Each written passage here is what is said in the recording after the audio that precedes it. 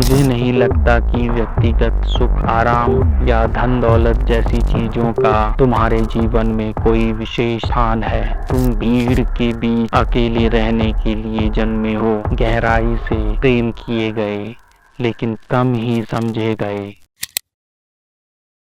1939 दिवाली, हैदराबाद, दक्कन। जहां चारों ओर दीप जल रहे थे, वहीं एक कवित्री ने एक पत्र में ऐसा दीप जलाया जो इतिहास की आत्मा में हमेशा रोशन रहेगा। ये पत्र है सरोजनी नायडू का उनके प्रिय जवाहर के नाम। शब्द नहीं, ये आशीर्वाद था। मेरे प्रिय जवाहर, तुम्हारे जीवन की पहली 50 साल की यात्रा अब इतिहास, गीत और किंवदंती का हिस्सा बन चुकी है। मेरी कामना है कि अगली अर्धशती के प्रारंभिक वर्ष तुम्हारे महान स्वप्नों और दृष्टियों की पूर्ति लाए और तुम्हें मानव प्रगति के इतिहास में मुक्तिदाताओं के परम समुदाय में अमर बना दें। मैं तुम्हारे लिए पारंपरिक अच्छे उपहार की कामना नहीं कर सकती। मुझे नहीं लगता कि व्यक्तिगत सुख, आराम, अवकाश या धन दौलत जैसी चीजों का तुम्हारे जीवन में कोई विशेष स्थान है।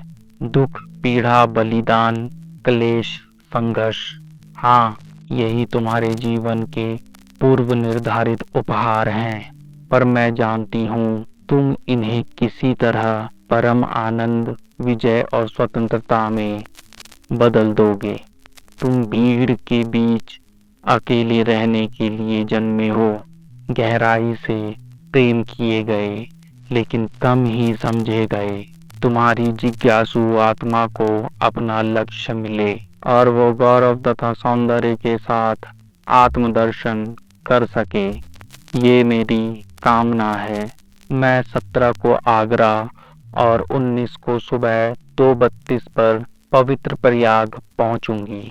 तुम्हारी कवियत्री बहन और सहयात्री सरोजनी नायडू।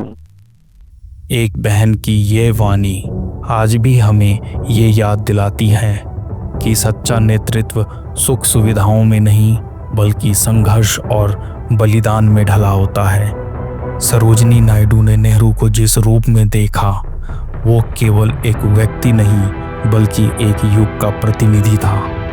ये केवल एक दिवाली की बधाई नहीं थी, ये नियति का स्वीकार था।